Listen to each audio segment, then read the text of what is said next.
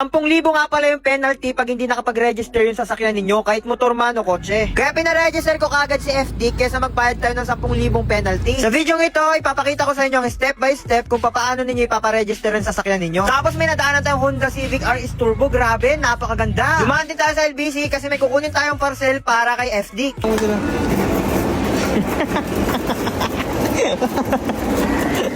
Naman yung galit sa'yo.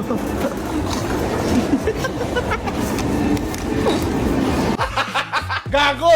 Pero bago yan nangyari, nilinisan muna natin si FD para poging-pogi pag pinaregister natin. Napakaangas lang kasi noon yung nililinisan ko ay puro motor lang, pero ngayon 4 na yung gulong. Kaya thank you so much Lord sa blessings na ibinibigay nyo sa amin. Sana kayo din. Kaya kung gusto rin ninyo na malaking blessings, keep praying lang po mga kamotodik. Lagi lang kayong magdasal at iwasang magsalsal. Gago! Kung makikita nyo mga kamotodik, sobrang dumi ng ilalim niya, no? Subukan natin pressure.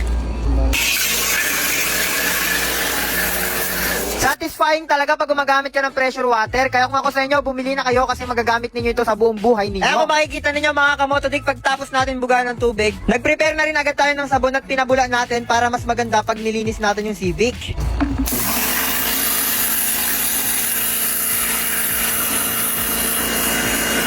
Pagtapos niya mga kamotodik, sinimulan na natin linisin ang buong body ni Civic. Napakahirap lang din talaga maglinis ng kotse. Hindi kagaya ng motor, 2 gulong lang tapos hindi gaano maselan linisin. Ito kasing kotse, napakalaki tapos napakahaba. Parang itit si Motodik. Habang nililinis kaya ang kotse, si Mac Greggy naglilinis din ng floor mat ni FD.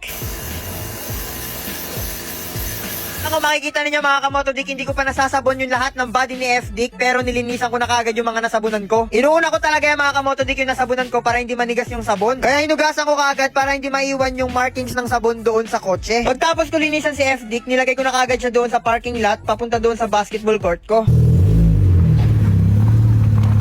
Ba't hindi mo man yung kasulat?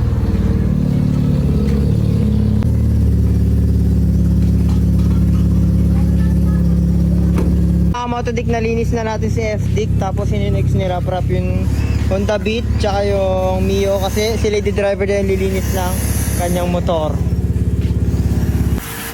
Ako makikita ninyo mga kamotodik, pagtapos natin linisan si FD, pinalinisan ko na rin kay Mac Greggy itong Mio para syempre maging pogi na rin. Nagutom kami ni Mac Greggy tsaka ni lady driver kaya kumain muna kami ng chowlong dito banda sa amin. Grabe, napakasabor. Food trip na naman ng mga Kiki at Pipe. Titi pala yung gage.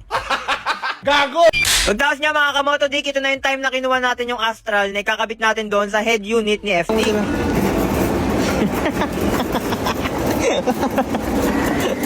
Naman yung galit sa'yo.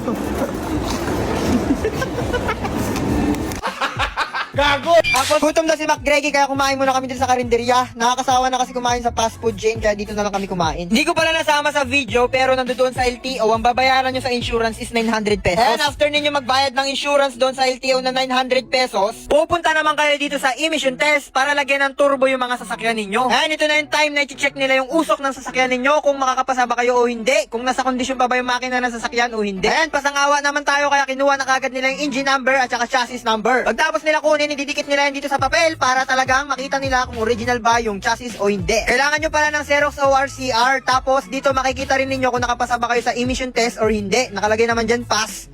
Pass, ganun. Ayan, kasabay ko rin nga pala si Wamos Cruz magpa-register ng sasakyan niya. Kaya pagtapos niyan, tatawagin lang kayo dun sa upuan at ipapakita sa inyo kung magkano yung babayaran ninyo. 4,010 pesos nga pala yung babayaran ko kasi nga expired itong si FD. Next nito, ma'am. Okay na ba ito? Hindi ka na umuwi. Hindi ka na umuwi. Pwede na umuwi? Okay. Thank you, ma'am. Pwede ka na umuwi. Pwede ka na umuwi. Yan ang sabi sa akin doon. Nakala ko may iba pang process. At sa wakas, nakaregister na si FD. Hindi na tayo mamumroblema sa daan. Kaya kahit parahin nyo ako, kumpleto na yung papel ko. May lisensya na rin ako. Napakalupi. And mga kamotodik, napa-register na natin si FD. So, ang ginastos ko dito mga kamotodik is 4,000 para dito sa register tsaka sa penalty kasi 2 taon expired itong FD.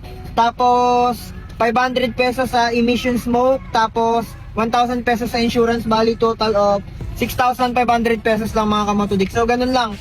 Dapat sa may mga kotse dyan na sasakyan, dapat magpa-register na kayo kasi kung nahuli kayo, ang magiging penalty ninyo is 10,080 pesos. So ganun lang, guys, sa mahuli kayo, pa-register nyo na. Mapamotor man o sasakyan, 4 wheels, dump truck or ano, ganun kalaki yung penalty ninyo. Tapos magpagawa na rin ng lisensya ninyo.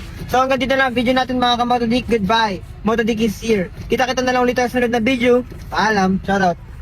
Shoutout 7 Lion. 7 Lion. Kasi Motodik mahilig mag-scatter, kaya isang scatter lang, panalo ng milyon, withdraw agad, tapos bili ng kung ano-ano. Sobrang madali lang kasi manalo dito mga kamotodik. Kaya kung makikita ninyo, tataya ako ng 100 pesos. Pipili ka lang ng coins na gold, huwag mo pipiliin yung bomba. Kaya kung makikita ninyo, 100 pesos ko, 194 na kaagad, sabay click pa, 271 na kaagad, cash out mo na yan. Pa! 100 ulit. 1, 2, 3, 4. Tama na yan. 166. All goods. Nasa comment section ko yung link.